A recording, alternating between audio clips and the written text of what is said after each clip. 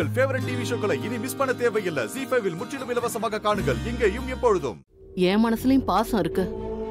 என் பேரனை பார்த்து கொஞ்சணும்னு ஆசை இருக்கு.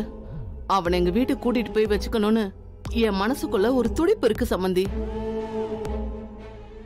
அத நீங்க புரிஞ்சுப்பீங்கன்னு நான் நினைக்கிறேன் சம்பந்தி.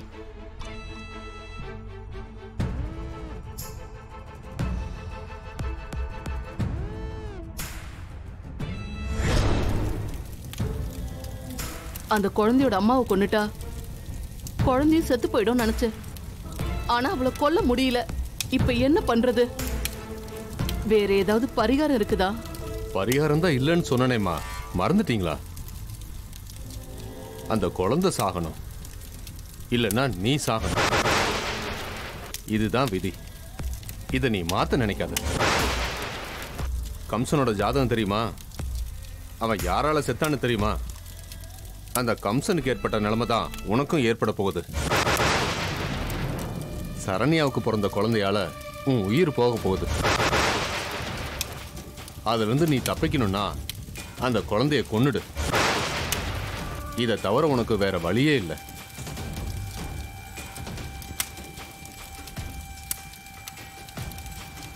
அந்த குழந்தைய நான் கண்ணால கூட பார்க்கல. அது பக்கத்துல போக கூட என் மருமக விட மாட்டேங்கிறா. சண்டை போட்டு என்ன விரட்டி விடுறா. நீ போய் அவ கால்ல விழு, அவ நம்புற மாதிரி நடி. அப்பதான் அந்த குழந்தைய உன்னால கொல்ல முடியும். புரியுதா?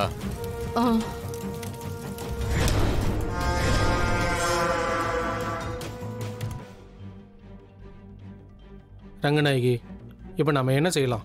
பிரச்சாரத்துக்கு போகலாமா இல்லை சரண்யாவை கூப்பிட போகலாமா? சரண்யாவை கூப்பிட போனா மறுபடியும் அவன் நம்மளை அவமானப்படுத்தி தான் பேசுவான். அதையெல்லாம் கேட்டுட்டு நிக்கலான்னு சொல்றீங்களா? சம்பந்தி, நீங்க எதுவும் பேச வேண்டாம். நான் சரண்யாட்ட பேசுறேன். தயவு செஞ்சு நீங்க என் கூட மட்டும் வந்தா போதும். இல்ல சம்பந்தி, என்ன மன்னிச்சிடுங்க. மீனாட்சி வீட்டுல காலடி எடுத்து வைக்கிறதுக்கு கூட எனக்கு இஷ்டம் இல்ல. என்ன வற்புறுத்தாதீங்க சம்பந்தி. அத்தை, என்னத்த அப்படி சொல்றீங்க? இது எலெக்ஷன் நேரம் வேற. இந்த டைம்ல சரண்யாவும் குழந்தையும் உங்க கூட இருந்தா அது உங்களுக்கு தான் பிளஸ் பாயிண்ட்.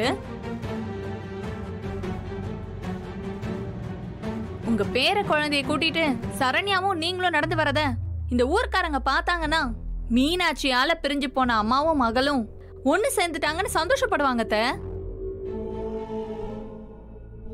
இந்த சந்தோஷத்திலேயே நாளைக்கு எல்லா ஓட்டும் உங்களுக்கு தான் அத்தை போடுவாங்க.